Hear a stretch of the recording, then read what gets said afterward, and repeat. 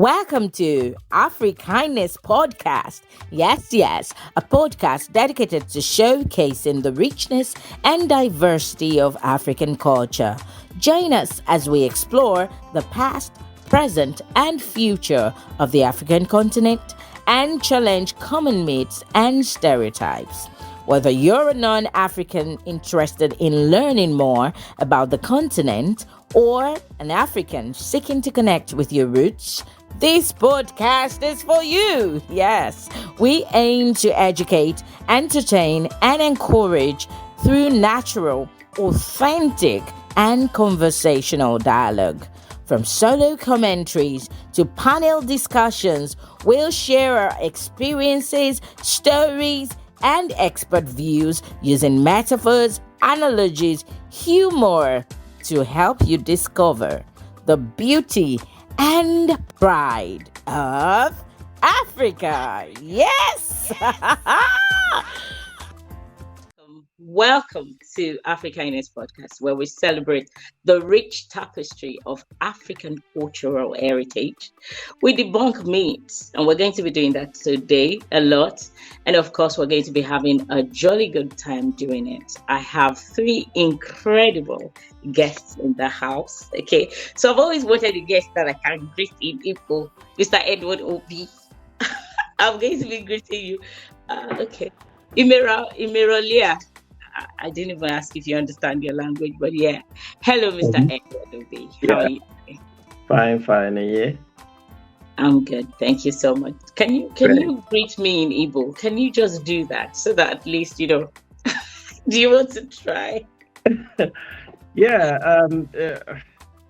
How can I phrase this now? Kekime. Hey, I'm a remote. That means how are you doing? Yes, I'm a remote man. I'm Igbo actually. Proudly so. Okay, great. Yeah, I'm Igbo. So welcome to this show. Thank you so much for joining us. No problem at all. All right then, Bunmi Owolabi, my second guest. Hello, Bunmi. Welcome back. Welcome back. Thank you very much. It's so good to be here again. Oh, well, thank you so much for honoring this invitation. I know you've been pretty busy. It's always good to have you in the studio. And of course, my dear darling friend, Rotimi David. Hi, Rotimi. That's so cold. What's up? How you doing? I'm doing awesome. Thank you so much for honoring this invitation.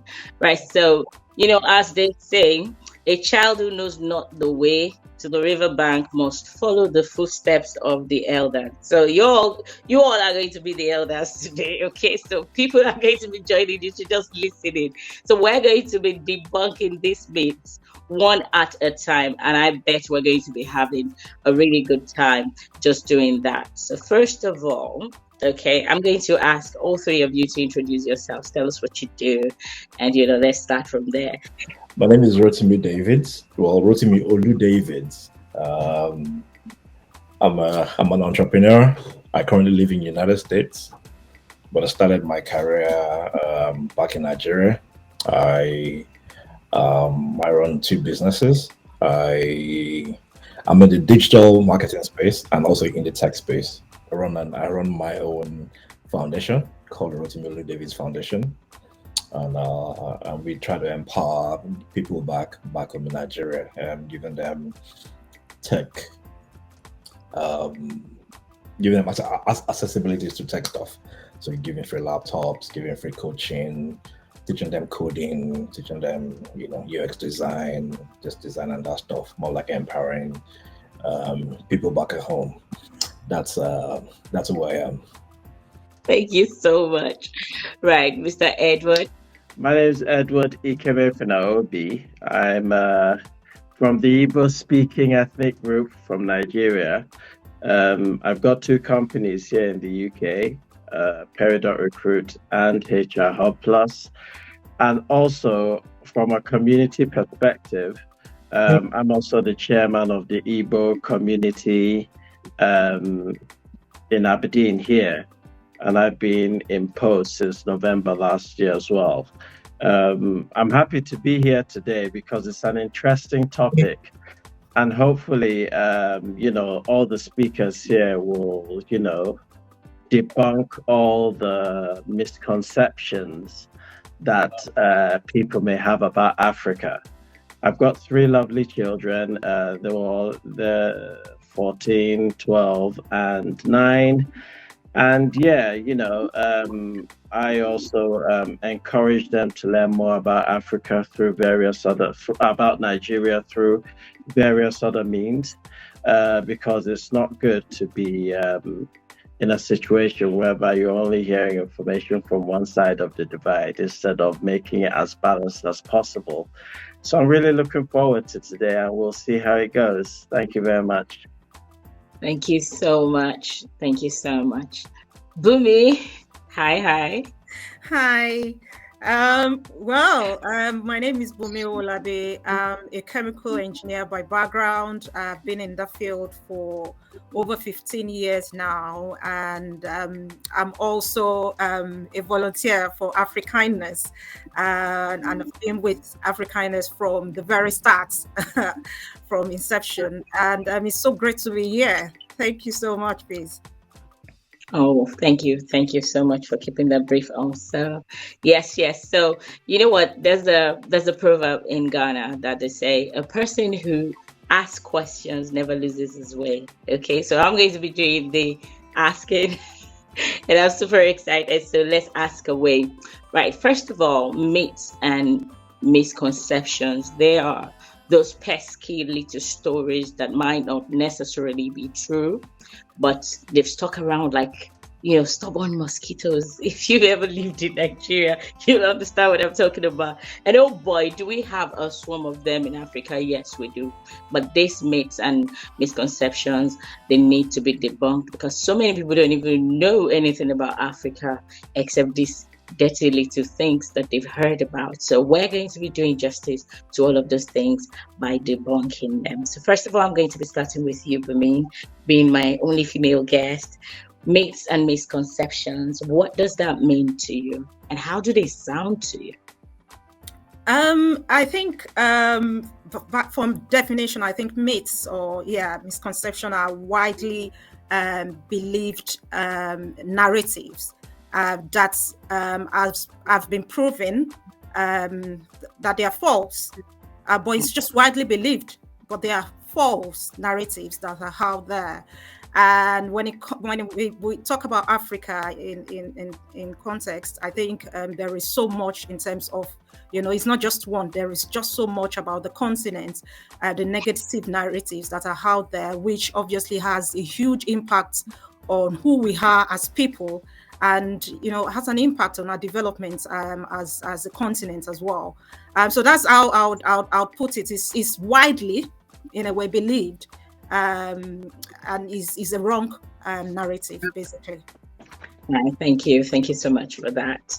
Right, Rotimi, I'm coming to you now. Okay, so let's begin from here. What are those myths and misconceptions that you have come across? I need to know how you felt when you came across. I want to just state the one and then tell us how you felt when you heard it, and let's take it from there. I mean, there are tons of, especially when you get the opportunity to move within the Western and mingle with them. You hear myths like Africa is pretty much not developed. We had no civilization. We were all nomads. We were all naked. Until all of us. Until they came. Okay, stop there. Yeah.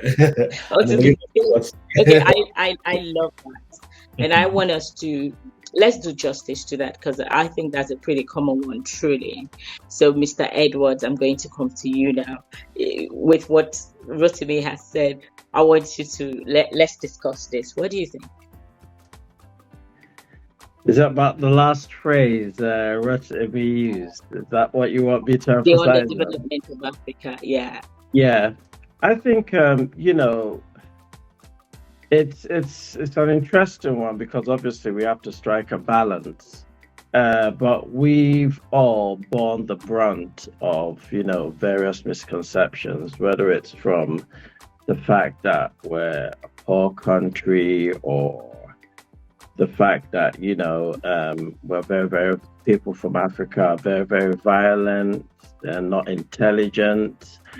And, you need to take a look at it is, why was this persona or misconception created in the first place? So, you go back into history, when, the colonialists allegedly discovered, Africa, even though Africa has been in existence, all that. But they had to create something to justify their actions against the race anyway. And, unfortunately or fortunately, this has sort of stuck. The narrative has continued and has gained traction. Africa is an intelligent continent, rich, diverse cultural history, learnings. We've seen history of kings from Africa who have, sort of created this, how can I say it? The emphasis of what they've done is unmatched or unparalleled across the world. But people won't see it from that perspective. It's only from the narrative they wanted to see. I think there's a story about when the Queen then had to visit, I think it was the Benin Kingdom then. And, obviously, people are used to the, when it comes to the interaction between people outside the outside the royal family and others. But then you saw a situation whereby the kings sat down because it was their culture to do so. It's not because they were primitive, but it's because of the way Africa is diverse, rich in natural resources. And we see a situation whereby, these allegedly primitive people were trading with the modern world as far back as centuries and centuries ago. So it can be concerning from an African perspective. You see all these misconceptions being bandied around, but we all know that it's just a flawed understanding of the people outside Africa and what they've learned over the years, unfortunately. Wow, thank you, sir. I love that. We may take it from there. Of course, we can't forget you.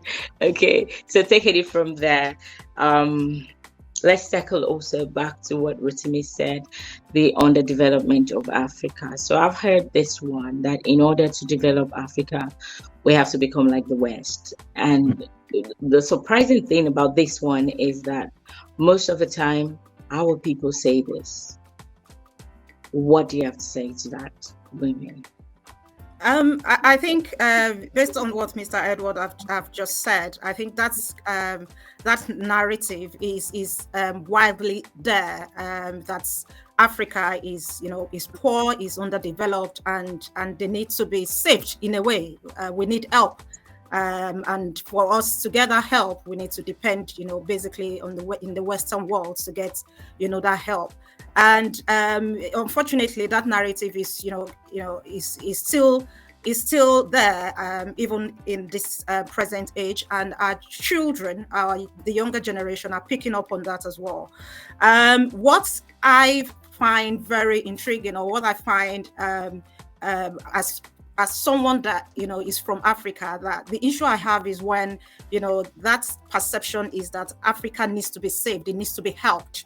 And they link that to we being very poor and we being very underdeveloped. We don't have that skill set, we don't have that intelligence base, we don't have people to be able to make that continent develop. I'll just share this. When Afrikindness started, we started we were looking for volunteers that would help be part of the board of trustees and things. And then we got an application that came through. And the resume was stood out. I was quite very excited about it. Potential, yeah.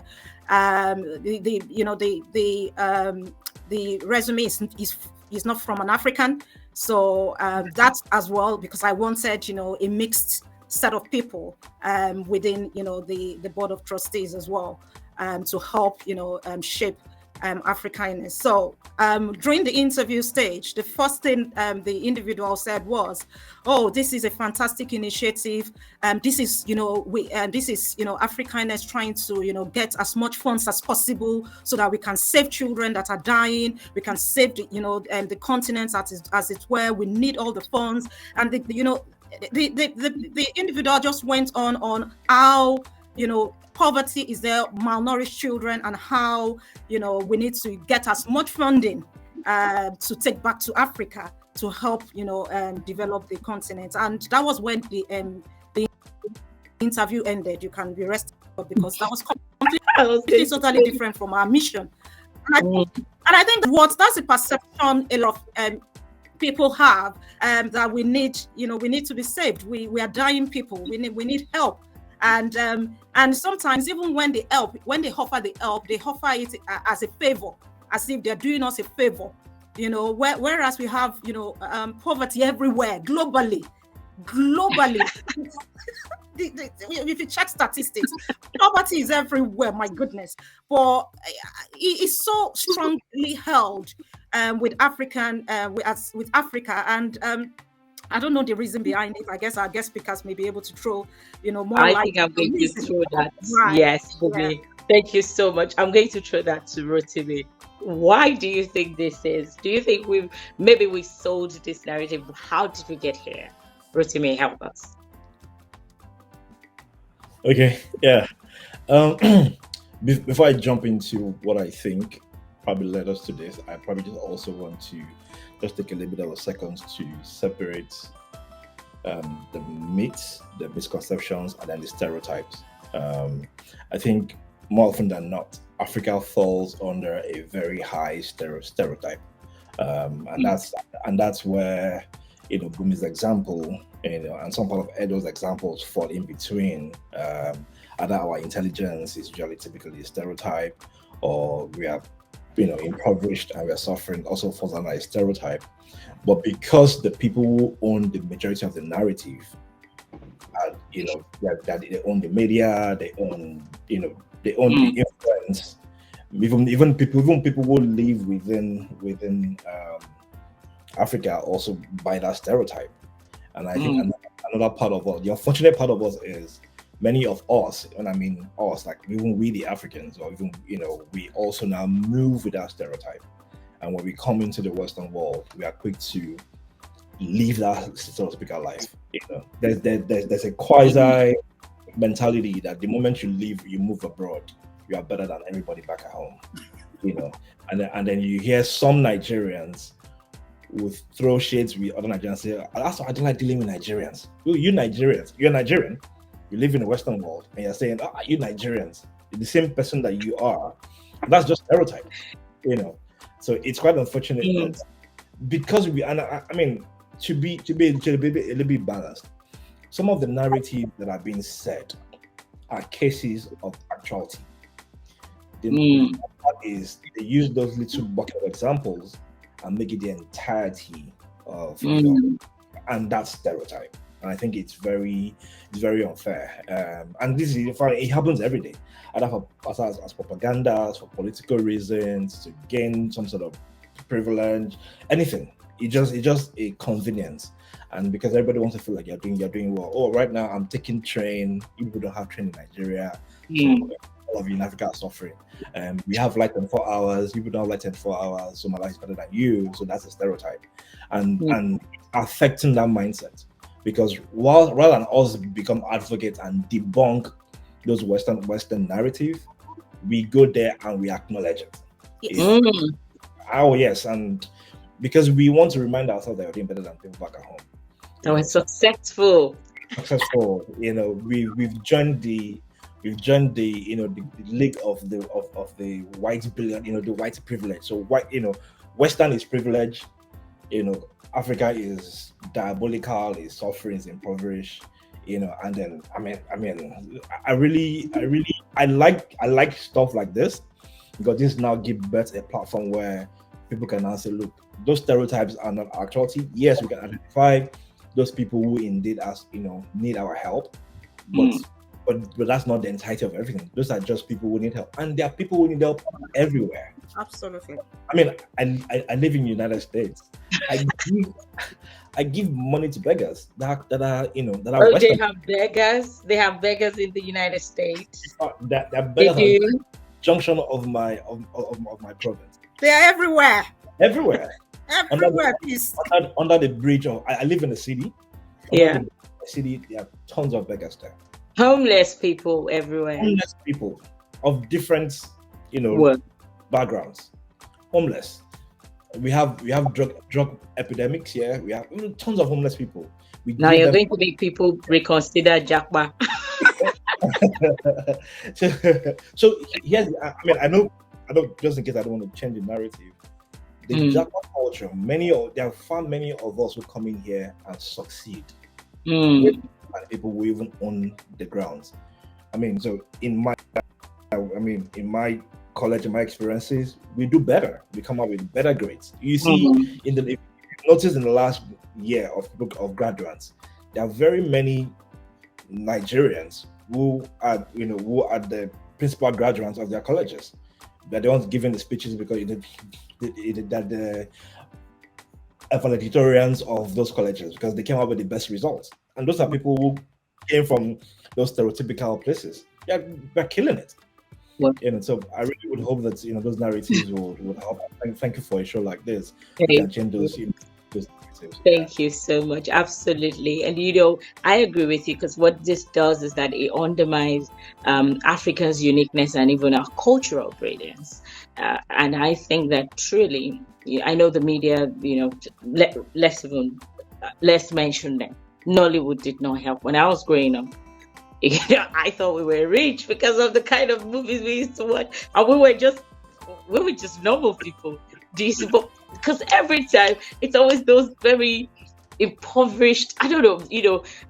We used to think that the very rich ones are the ones who use glasses like Rotimi, or the ones who wear this kind of wear that Mr. Edward is wearing. And so anyone wearing Ankara or Adire, we look at them like, okay, this one's. Do you get what I'm saying? Because it was selling our own things.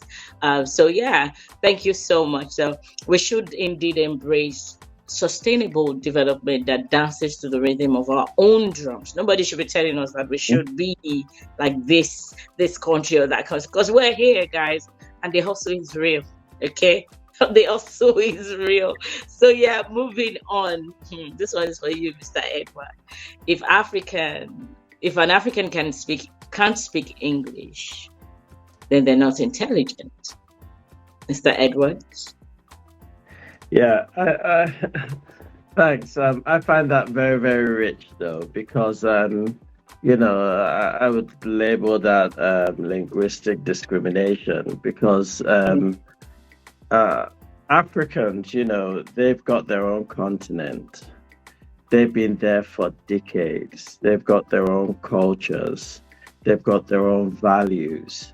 There are different nations within Africa. Nigeria on its own has over 300 different languages.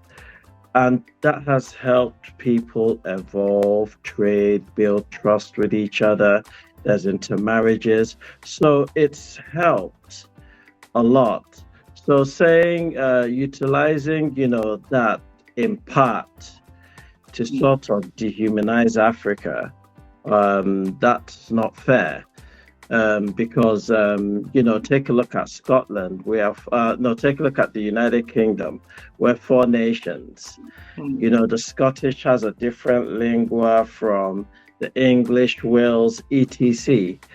Are we now saying that, because they've got different nationalities or different ways of speaking or communicating, that they're backward? Of course not, because that's their culture. That's what they're used to. And, Africa in itself, that's what we are used to. So saying that, it's very, very concerning. And, you see people, we see it every day when somebody from the Western world wants to communicate with you. They sort of patronize you when they're speaking to you, as if you don't have a clue about what they're saying. And you're like, okay, all right, Yes. you just wait for the right time, and then you say, "You do know I speak English, right?" Like, And bro, I speak it's English. exactly, it's so funny, but it hurts though. Yeah. It hurts everyone who's coming to that. The moment they see you, it's like, oh my God, this is somebody I have to save, and they come with all that passion or passive aggression. And you're like, wow. At times it's humorous, because you see the humor in it, and just move past it so that you're not just giving yourself unnecessary stress and hassle. But, we are intelligent people. We are an intelligent race. We've all seen, people from Africa in top organizations, whether it's the World Bank, whether it's the finance, whether it's the tech industry. Calendly, the person who owns that company is a Yoruba person. You Yes. understand what I mean? Wow, I didn't even know that. Yeah, he Thank is. you. He is. Then you then see people like, Okonjo Iweala, she's top out there. You see people like Tony Elumelu, you see Obi Ezekwesili and all that. These are people from Africa, and they're working in top organizations, contributing to the global economy and the community that they're in. So, the use of that in passing, it's just a narrative. They just have to create a narrative to continue to bring us down. But it's all left for us to take a stand and say, wait, hold on a minute, let's press the pause button here. This is not how it should be. And the moment you respond in a positive way, I think they will then get it, because, we all see it, whether it's people from the Caribbeans or whether it's some other people, we have culture has brought us up to respond to things in a certain way. And it's just a natural way of response. But people from the other side, we just interpret it as, oh my God, they're being aggressive. Geez, calm down and all that. But that's not just the way it is. It's just diversity in itself. And that's why, equality, diversity, and inclusion is gaining prominence every day, every day, every day. And we all need to help ourselves to promote that. Thank you so much. I love that. Thank you. Bunmi, I'm coming to you now. Let me Have you ever been punished before just for speaking your own language? And that happened to me in secondary school. I just want to know. Or maybe I went to a really local school. When I was in Nigeria, actually, yes. You know what it is when you're in Nigeria. You speak Yoruba, they say it's vernacular speaking, and then you get punished for it. And looking back now, you just wonder, what was that about actually? As a Nigerian living in Nigeria, speaking your own language, and you've been punished for it, and you wonder. And now I'm in the Western world. I'm trying to force my children to learn that language. Absolutely. So you wonder what exactly is going on, because this is part of my identity. This is part of who I am. Speaking that language, it also helps me in terms of my self-esteem and the likes. And when you cut me off from that, you've taken a huge part of me off.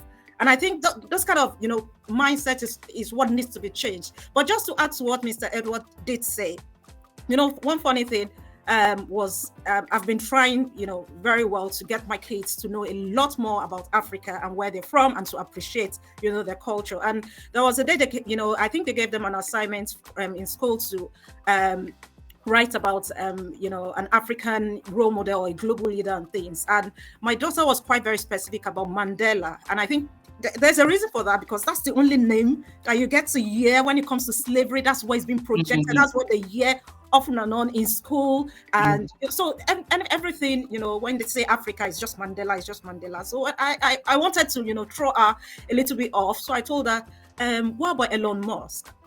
And she said, Elon Musk? No, he's not African. I'm like, oh yeah? Let's check it. Let's check. She was shocked. I'm like, yes. Well, Yes, he is South African and he's from Africa. And and that's where this negative narrative, this and you won't hear that has, often. you won't hear all that. Obviously, you won't hear that. The impact it has on our children, on the younger generation, is immense. And I think there is still a lot that we need to do as people, to really, really change that narrative and help the younger generation to really, really see the reality, what it is like to be African, who we are as African people. And then we need to really, really change that narrative on a very global level for the benefit of the younger generation. I can sit here, I don't take, when I hear some of this negative narrative, I stand my ground. I tell them, but that's because of, all the years of me being in Africa and, the toughness, the resilience, what I've built. And for the younger generation, they probably don't know better. So when they hear that, they just take it all in. And that's what they live by. Their perception, everything, their reality about that continent is what they hear, what they see. And, until we start helping, I think it's going to be a long run for us. Thank you for that. So, Rotimi, so take for instance, I speak so many languages. I speak Igbo, I speak Yoruba, I speak different Yoruba languages. Like I can go rogue on you guys right now and switch back. But does that make me less intelligent? No, of course not. But people are cashing out, Why people are learning to speak different African languages, and they're cashing out on Instagram, on TikTok, making a whole lot of money. And here Rotimi, let's talk about this particular one. Do you think that is it so built into us so much that we've bought it? Do you think we've really bought it? So to your question, yes. And Bunmi already made that point in a section. And in fact you brought out my example by using yourself, because I was going to use you as reference. I switched up on you once, didn't I? Yes, you did. And I was also going to mention that the average African is multilingual. Every average African is a polyglot by default. So we speak more than just our native tongues, So you find people from different tribes. So case in point, you find very many Fulanese who speak Yoruba. You find many Igbos who live in this. Peace, justice, and you just speak better Yoruba. And we all speak PJ. She speaks better Yoruba than I do. Yes, I do. Yes. Yeah, and then so it's quite funny that the people who speak the more languages are the ones who are being termed not intelligent. So you find a country say they speak only French, and then you go into a continent, and then you find multi-tribes who've been trading long before you guys discovered fabric in your era, and then you say they must be very intelligent because they can't speak our tongue. So are you intelligent for not being able to speak ours? So I guess it's a first mover advantage. Or because we can't speak yours, so we blame you for not being able to speak ours. And it's pretty much, now you find far much many Africans speak Portuguese, they speak French, Dutch, English, they speak Arabic, plus their native language. They're the unintelligent ones. Well, thank you for pointing that out. I love that. That pretty much cuts it. It's a case of, because I know you're better than me, I say you are the weak one. I say it before you said it. That's it. So once you say it first, and then you go shout about it, and then it happens to be through. And the clear example again is what Bunmi has shared is speaking your own dialect in your own country, in your own schools, to your own families was vernacular. It was criminal. Your name will get written, and the teacher will come in and flog you for speaking your language. It's also ridiculous. And now you're not trying to now unlearn and force us. I mean, it affected me. For case in point, if I'm speaking Yoruba, I stutter. That's true. I stutter. I mean, you wonder, are you a stutterer? Yeah, because I don't speak it as often as I should. Of course, I do better now, because then it felt like it was a crime. But then now and then you find people, the Spanish don't speak anything else. So it's Spanish in America. Their default language is Spanish, and then they'll learn English at school. Yeah. And then you find the Indians doing the same thing. They speak Hindu, they speak Arabic, and then they speak English. So I guess now the Western world wants to now learn our languages. Because of Western now there's trade. We've caught up. We haven't caught up in the expense of it, but then we've caught up. And then I think maybe people like us as well can do better. Let's understand that accent is not intelligence. Absolutely. Absolutely. The moment you sound like you're British, look at football coaches. Just say Mourinho, for those who know soccer. You look at French. The French never try to sound English. The Germans don't with the Russian. Look at the Indians. They don't even try. Except maybe they're born there and they speak your language. So here's it. As long as you can understand my words, it doesn't need to sound like it. So once you hear that Hausa guy, once you hear that strong Yoruba guy, once you hear that Igbo guy, once you hear that Calabar guy, once you hear that, that use those language, even if it's young, no matter how it sounds, once you know he's talking about junction, don't laugh at that person. Because here's the thing, it's just an accent. That's it. I love Calabar, by the way. I just love the many comedians that have made jokes with that joke. There's something that many Americans say to me, and they'll tell me, "Oh, you have an accent. Where you from?" I'm like, you have an accent. You have an accent. You have an accent too. Yeah, accent is pretty much how it sounds out. It doesn't mean anything. So yes, unfortunately, we bought into it. Many Nigerians want our kids to sound a little bit British, for them to know that we're doing well in school. So once we see any young child read a poem on YouTube, everybody wants to rush to that school so that kids can have the right accent. That means the school is doing very well. So yes, we bought into it. But again, like you rightly said, the narrative is changing. Thankfully, we have our pop culture, our hip hop, who are now teaching foreigners Nigerian pidgin. So now they are learning our pidgin. They're not using it in their everyday. So the chicken has come to roost. We are now influencing the Western culture. They're singing Burna Boy, they're singing Whiskey, they're singing Rema. They don't have a choice. We are here to take over. And that's the same way they took over. We are here to take over. All of that. They use their culture, they use their songs to teach us how to speak yo man. Now we are doing it too. And so watch out. We've come to take over. They're going to start speaking pidgin very soon in the entirety of the world. Oh wow! Thank you so much. They always say that Africans do nothing to help themselves. So I'm going to start with Mr. Edward Obi. Is this true or not? I don't think it's true, but I will always adopt a balanced approach. Africans, as we all know, we're very, very entrepreneurial. We're very, very driven. You can see that in all the sectors of the economies around the world, whether it's educational, whether it's entrepreneurship, whether it's professional. Africans are always outstanding. Now, why do they do that?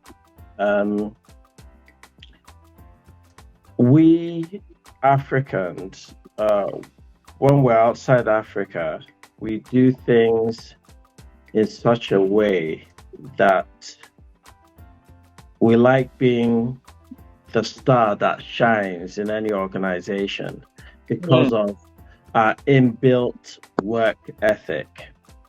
Now, majority of the people that we know, like I just mentioned in the previous series, Calendly, not everybody knows that it's owned by a Yoruba person.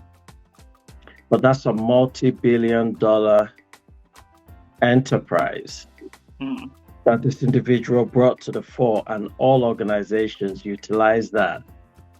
Whether you want to book meetings, etc., that's the go-to app, and that was developed by an African. So when people say Africans, they haven't done enough to, help themselves, that's not true. Let's go back to Africa as a continent. You see, let's go to Ghana, for example. They've got what they call the Clean Ghana movement, that's environmentally focused to make sure that, the streets are kept clean and, people are living a healthy life. And we've seen organizations like this across various other parts and parcels in Africa. Take a look at, global communications. There's MTN, there's Econet, there's M-Pesa. These are organizations that are rooted in Africa and that has developed the global space. They've actually transformed the global space. So saying that we haven't done enough to help ourselves, that's not true. At the same time, there are situations whereby we as Africans, we also don't help ourselves in terms of that narrative as well. When people see someone from Nigeria, for example, just because of a few bad eggs, they've totally switched off and say, let's generalize the whole country that they're bad. And then people might not help that narrative and may actually fall into the trap set by, the community at large. But in general, I don't believe that they should utilize that concept to generalize Africa as not helping themselves, because we do that every day. Just take a look at global brands, business enterprises across the world. You see what Tony is doing. Tony Elumelu is doing. He's a global brand now. He's not just an African brand. So, these perceptions are changing. If we come to Aberdeen, we see those Africans who are in the entrepreneurial space creating waves. And, that, removes that negative narrative, because people will say, wow, we didn't know that, people from Africa are this entrepreneurial. We see people who are actually employers of labor here as well. So it's all about the concept or the inbuilt hard-driven work ethic that they brought away from Africa and transported it into here. And those who are still in Africa are actually doing such a fantastic job as well. Oh, wow. Thank you. Thank you so much for that. Bunmi, you ever heard of the lazy Nigerian youth? Have you ever heard that before? I think I have. Well, I'm not going to say much more than that because I know where that came from.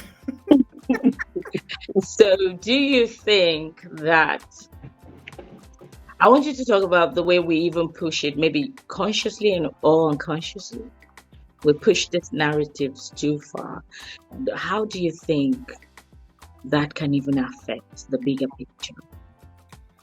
Africans generally are resilient people. They're people that are, are hugely resilient. The continent itself has its own challenges, but we have people, even in the midst of all that, that are happy, they're living their lives, and they are holding strong, breaking, through the circle of what it is and trying to, develop that continent as it were. And we have a lot of innovators, entrepreneurs. I think Edward, said so much about that. And we have entrepreneurs, we have innovators, we have people, technical, technological experts, coming out from Africa. And what we need at the moment now is to support one another to, change the negative narratives out there and, help push that continent to, to further help get the continent to where it needs to be. Because I think that's narratives often undermine, our development efforts.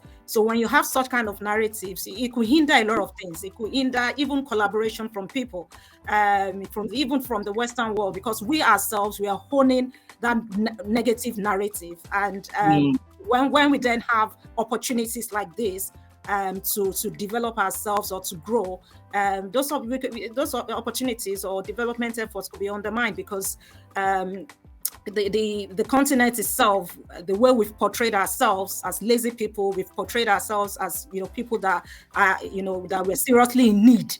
We portray ourselves, the way we carry ourselves, we've portrayed ourselves like people that we are in need, we're lazy, we are not intelligent. I think those kind of narrative, those kind of portrayal, which obviously didn't stem from us as people, obviously came from the West, it came from other areas. But I think we've in a way internalized it, we've accepted it, and we've started living it. And that whole circle needs to break. It needs to break if we need to move as a continent, if we need to grow further. And I think that's what the likes of Elumelu is doing, Tony Elumelu, and all the change makers. That's what they're doing. Peace George, and Edward, and Mr. Edward, and all the Rotimi David, Mr. Edward, and Bunmi. What we're doing now, to out there to really change that narrative, to show people who we really are as people, and to let people know that we're really not in need of that help that you so call it. We're not we are ready to have partnership, to have collaboration on equal terms that would help in terms of our development. So that's my views about it. Absolutely, thank you so much. At least we need their help. They should stop the negative nuances. We don't want to hear about them anymore. And that, you've heard it all. I mean, if you think you are too small to make a difference, try sleeping with a mosquito. Okay, so we have come this far, like Rotimi said, and I absolutely love all your submissions. Thank you so much. Brilliant. We have quite a lot to cover, but we've been able to really debunk just a few of them.